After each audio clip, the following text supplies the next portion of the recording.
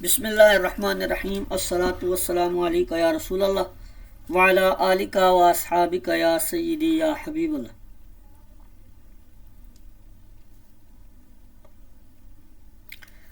مسلم شریف کی کتاب الجہاد والسیر یہ شروع کرنی ہے جی، تو اس کے آج ہم مقدمات دیکھ لیتے ہیں، یعنی کہ جو کتاب شروع کرنے سے پہلے اس کے خاص خاص ابحاث ہیں یا عنوانات ہیں یا مبادیات ہیں وہ دیکھ لیتے ہیں۔ تو جہاد کا بیان ہے اس کے اندر نا، جہاد کا بیان۔ سب سے پہلے جہاد کی تعریف کیا ہے؟ حضرت عمر بن عنبسہ فرماتے ہیں کہ حضور علیہ السلام سے ایک پوچھنے والے نے پوچھا کہ جہاد کیا چیز ہے؟ حضور علیہ السلام نے فرمایا کہ جہاد یہ ہے کہ تم بوقت مقابلہ کفار سے لڑائی لڑو۔ پھر پوچھا گیا کہ افضل ترین جہاد کون سا ہے؟ تو حضور علیہ السلام نے ارشاد فرمایا اس شخص کا جہاد سب سے افضل ہے جس کا گھوڑا مارا جائے پھر خود اس کا خون بہا دیا جائے۔ اسی طرح ایک اور مقام پر ایک صحابی نے حضور علیہ السلام سے پوچھا یا رسول اللہ جہاد کیا چیز ہے؟ تو حضور علیہ السلام نے فرمایا کہ جہاد یہ ہے کہ تم بوقت مقابلہ کفار سے لڑائی لڑو اور اس راستے میں نہ خیانت کرو اور نہ ہی بزدلی دکھاؤ۔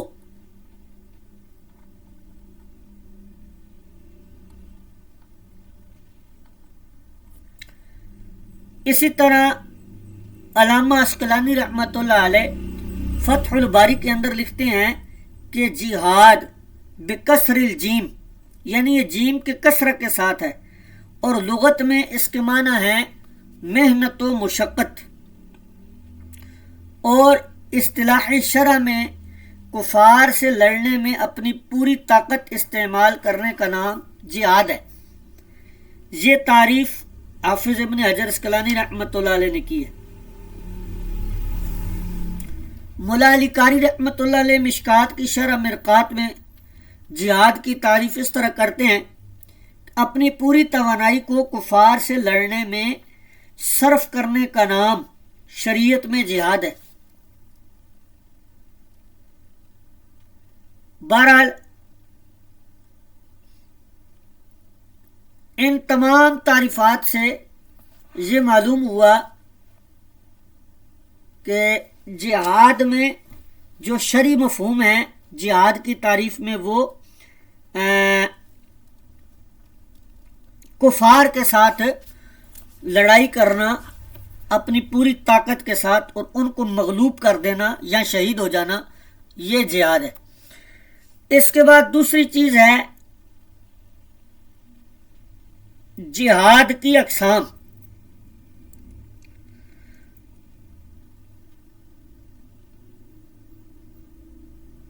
تو جہاد کی فقہائے کرام نے دو اقسام بیان کی ہیں۔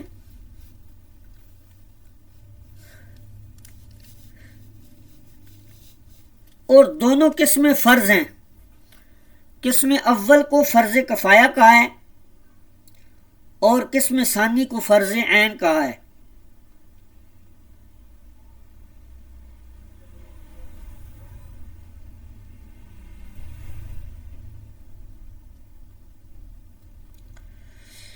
اب یہ حالات پر ہے کہ کبھی جہاد فرض عین ہوگا، کبھی جہاد فرض کفایہ ہوگا۔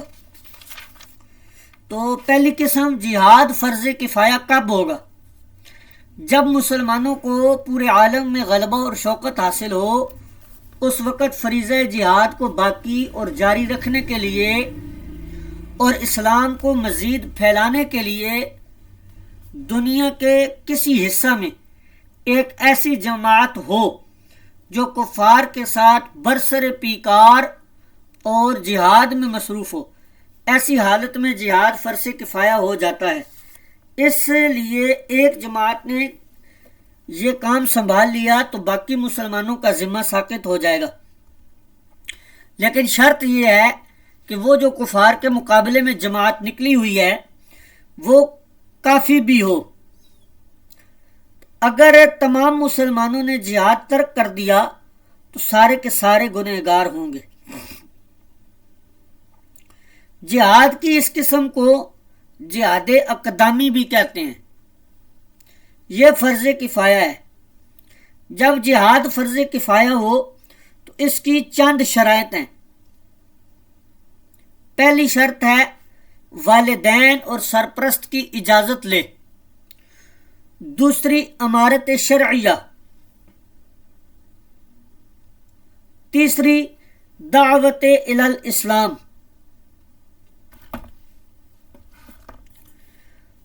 دعوت الی الاسلام سے مراد یہ ہے کہ جہاد سے پہلے کفار کو دعوت دی جاتی ہے، اس دعوت پر جہاد موقوف ہوتا ہے۔ اب وہ دعوت کیا ہے؟ اس کے 3 جملے ہوتے ہیں۔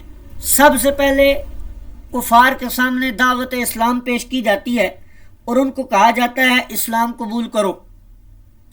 اگر تو اسلام قبول کر لیں تو فبیہا، ورنہ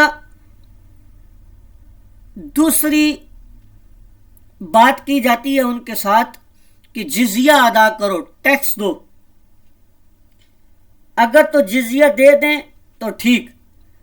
تیسری بات، اسلام بھی قبول نہیں کرنا، جزیہ بھی نہیں دینا، تو پھر میدان جنگ میں لڑنے کے لیے تیار ہو جاؤ۔ تو یہ فرض کفایہ جہاد اس صورت میں ہے۔ دوسری قسم ہے فرض عین۔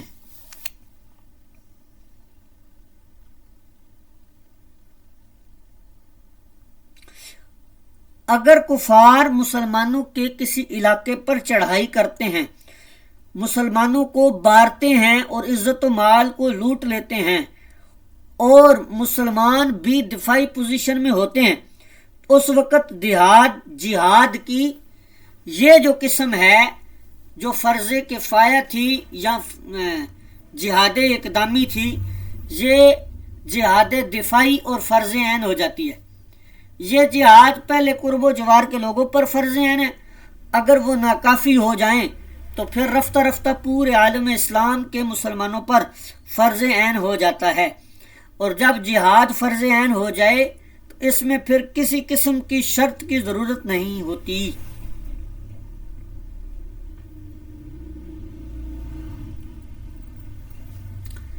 پھر یہ تو جہاد کی اقسام تھی، اس کے بعد جہاد کی انواع بھی ہیں۔ حضور علیہ الصلوۃ والسلام نے فرمایا مشرکین کے خلاف جہاد کرو، اپنے مالوں سے، اپنی جانوں سے اور اپنی زبانوں سے۔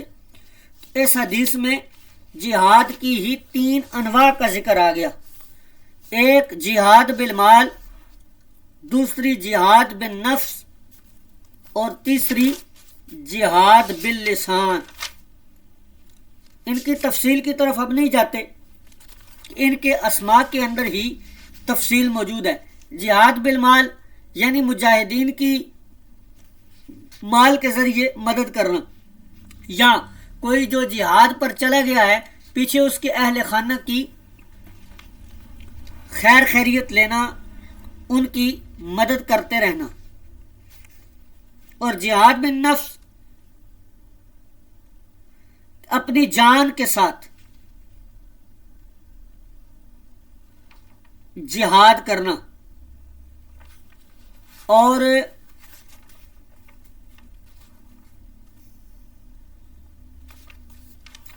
جہاد باللسان یہ زبان کے ساتھ ہے، تقریر کی جائے، گفتگو کی جائے، لوگوں کو ترغیب دی جائے، یا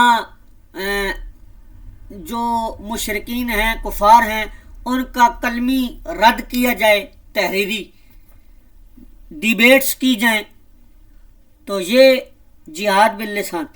اس کے علاوہ ایک حدیث ہے کہ ظالم بادشاہ کے سامنے حق کلمہ کہنا افضل ترین جہاد ہے۔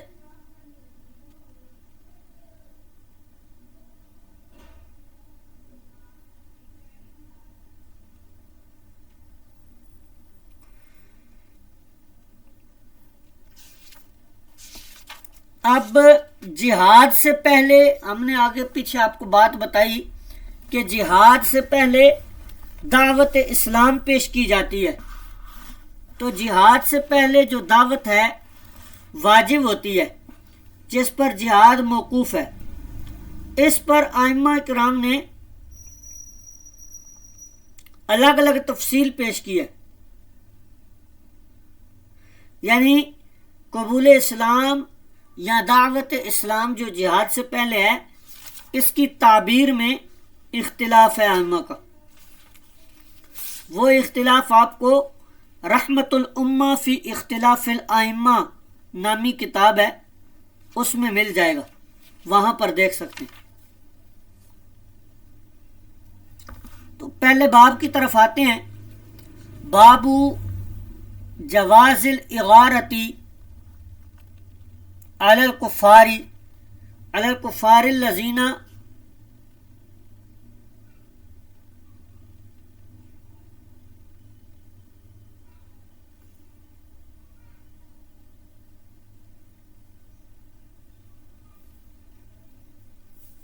کہ یہ کافروں پر غارت گری کے جواز اور ان کافروں پر غارت گری کا جواز کہ جن تک اسلام کی دعوت جو ہے وہ پہنچ چکی ہو،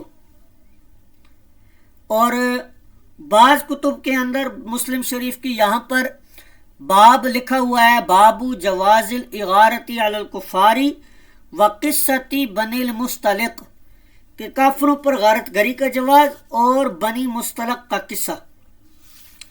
اس باب میں حضرت امام مسلم رحمۃ اللہ علیہ 2 احادیث مبارکہ لے کر آئے۔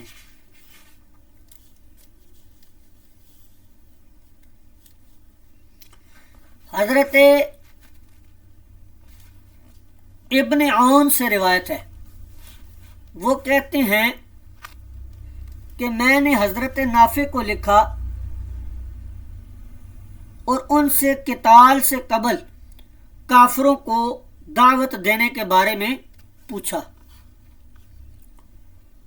تو انہوں نے مجھے لکھا، فکتب الیہ، انہوں نے میری طرف جواباً لکھا کہ یہ بات ابتدائی اسلام میں تھی، کیونکہ حضور علیہ الصلوۃ والسلام نے بنی مستلق پر جب حملہ کیا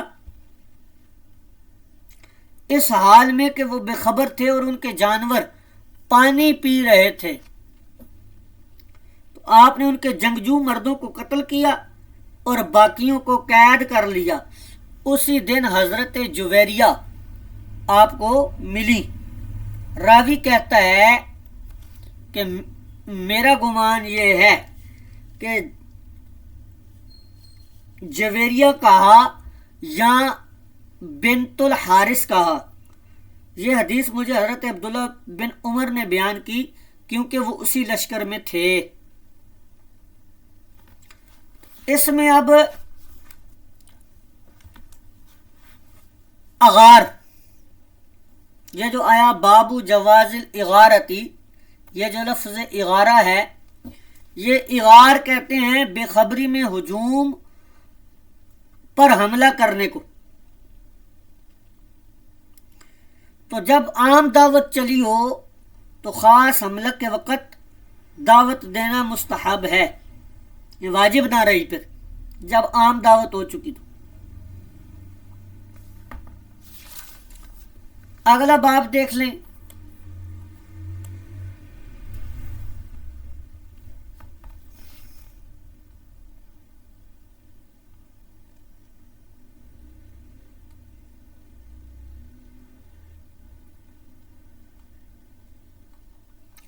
اچھا، یہاں سے پہلے یہ ائمہ کے مذاہب بھی دیکھ لیں کہ کافروں پر غارت گری کرنے سے پہلے ان کو ڈرانے کے باب میں اہل علم کے اقوال اور حدیث کی فقہ۔ کہتے ہیں اس حدیث میں جواز ہے کافروں پر غارت گری کرنے کا، ان پر حملہ کرنے کا، اس وقت کہ جب ان تک دعوت پہنچ گئی ہو تو ان کو بغیر ڈرائے ان سے کیا کرنا، حملہ کرنا ان پر۔ تو پہلا کیا ہے جی 3 مذاہب ہیں کہتے ہیں یہاں پہ، اس بارے میں 3 مذاہب ہیں جن کو نقل کیا ہے مازری اور قاضی نے۔ پہلا کون سا مذہب ہے؟ یجب الانذار مطلقاً، کہ مطلقاً ڈرانا یہ واجب ہے۔ قال مالک وغیرہ، امام مالک اور ان کے علاوہ ائمہ نے یہی کہا ہے۔ وہذا ضعیف، اور یہ جو قول ہے یہ ضعیف ہے، ٹھیک ہے۔ پہلا جو مذہب ہے کہ مطلقاً ڈرانا واجب ہے، یہ وجوب کا جو قول ہے مطلق والا، مطلق واجب ہے، یہ ضعیف ہے۔ اور دوسرا مذہب کیا ہے جی ائمہ کا، بعض کا، کہ لا یجب مطلقاً، کہ مطلقاً واجب نہیں ہے۔ یہ کہتے ہیں وَهَذَا أَضْعَفُ مِنْهُ أَوْ بَاطِلٌ، یہ پہلے سے بھی زیادہ ضعیف ہے، پہلے مذہب سے بھی زیادہ ضعیف ہے، یا پھر ہے ہی باطل ہے۔ پہلے میں مطلقاً وجوب تھا، دوسرے میں مطلقاً وجوب کی نفی ہے، یہ دونوں ہی ضعیف و اضعف ہیں۔ اور تیسرا یہ ہے مذہب کہ واجب ہے اس وقت اگر ان کو دعوت نہ پہنچی ہو تو پھر واجب ہے ان کو دعوت پیش کرنا، ان کو ڈرانا، اور اگر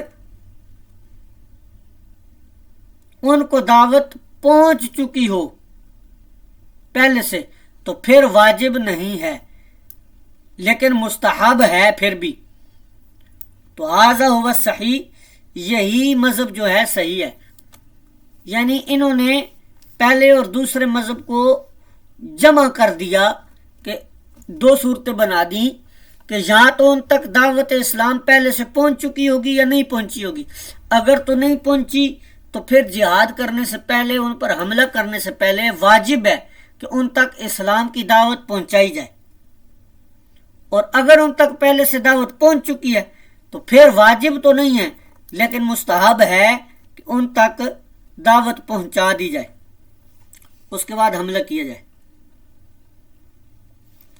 تو یہی مسلک کہتے ہیں کہ حسن بصری، ثوری، امام لیث، شافعی، ابو ثور، ابن المنذر اور جمہور کا ہے۔ اور علامہ ابن المنذر کہتے ہیں کہ یہی قول اکثر اہل علم کا ہے۔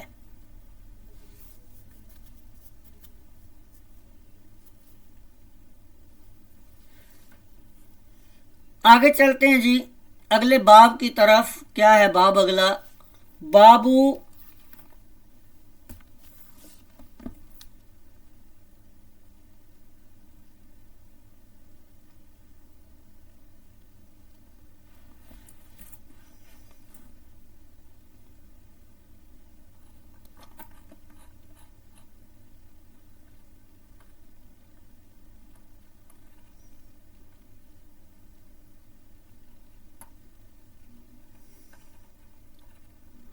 تعمیر الامام الامراء علی البعوث ووصیتہ ایاہم بآداب الغزو وغیرہ۔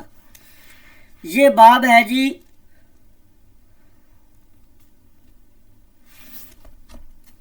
غزوات پر بھیجنے والے امراء اور امیروں کو وصیت کرنے کا، یا اس کا دوسرا ترجمہ یہ کر لیں کہ وہ لوگ جن کو حضور علیہ الصلوۃ والسلام امیر یا سپہ سالار بنا کر بھیجتے تھے غزوات کے لیے، تو ان کو ایک جامع ضابطہ بھی پیش فرماتے تھے۔ اس باب میں امام مسلم رحمۃ اللہ علیہ 4 حدیث مبارکہ لے کر آئے، جن میں سے متن حدیث تو ایک ہی ہے، باقی 3 انہوں نے اسانید چلائی ہیں۔ تو یہ حدیث تھوڑی مطول ہے، مفصل ہے، اس کو آپ نے خود ترجمہ کرنا ہے، دیکھنا ہے۔ میں اس کے اندر جو ضروری چیزیں ہیں وہ آپ کو بیان کر دیتا ہوں۔ یہ جو لفظ ہے اذا امرا امیرن، یہ امرا جو ہے یہ باب تفعیل سے ہے، امیر بنانے کے معنی میں ہے۔ یہاں آگے لکھا ہوا ہے او سریۃ، یہ اس جنگی دستے کو کہتے ہیں جو چھاپا مار ہوتا ہے، جس میں حضور علیہ الصلوۃ والسلام خود شریک نہیں ہوتے تھے. یہ سر ان سے نکلا ہے جو پوشیدگی کے معنی ہے. تو چونکہ یہ جو دستہ ہوتا ہے سریہ، یہ دستہ بھی رات کو چپکے سے نکلتا تھا اور معلومات وغیرہ لیتا تھا یا چھاپے وغیرہ مارتا تھا، جاسوسی کرتا تھا. تو یہ اس کی جو تعداد ہوتی ہے وہ 100 سے لے کر 500 تک ہوتی ہے. اس کو سریہ کہتے ہیں. اور اگر 500 سے زیادہ ہو جائے تو منصر کہتے ہیں، اور اگر 800 تک چلی جائے تو پھر تو منصر ہے، اور اگر 800 سے بھی زائد ہو جائے تو پھر اس کو جیش کہتے ہیں. اس کے بعد یہ الفاظ دیکھ لیں، وَمَن مَعَهُ مِنَ الْمُسْلِمِينَ خَيْرًا. اس کا عطف جو ہے، یہ جو ہے وَمَن مَعَهُ مِنَ الْمُسْلِمِينَ خَيْرًا، اس کا عطف علی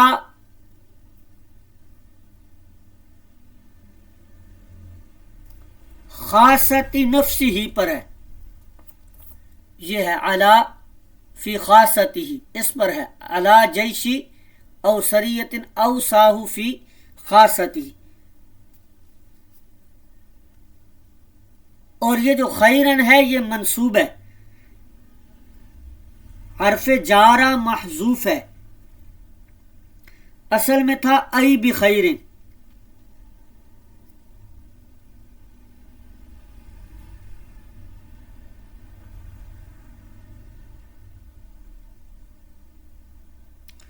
اب اس کے اندر حضور علیہ الصلوۃ والسلام نے جو چیزیں بیان کی ہیں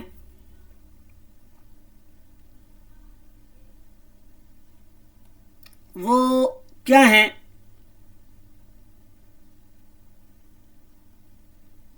پہلی یہ ہے کہ جب لوگ اسلام قبول کر لیں تو ان کو کہہ دو کہ کفار کے علاقے چھوڑ کر مسلمانوں کے مرکز کی طرف چلے جاؤ. یہ پہلی وصیت ہوتی تھی.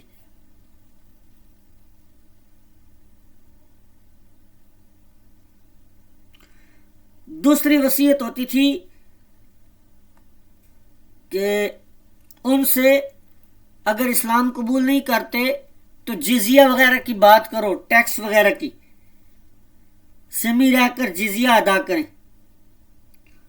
اور اگر یہ بھی قبول نہ کریں تو پھر تیسری ہوتی تھی کہ فاستعن باللہ، پھر اللہ کا نام لے کر کیا کرو؟ جہاد شروع کر دو.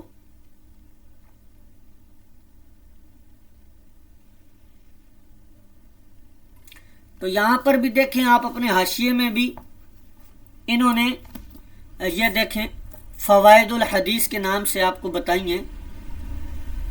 وفی هذه الکلمات من الحدیث فوائد مجمع علیہا. یہاں سے آپ دیکھ لیجئے گا یہاں تک یہ 3 لائنیں، یہ جو انہوں نے بولڈ کی ہیں ان کو آپ دیکھ لیجئے گا.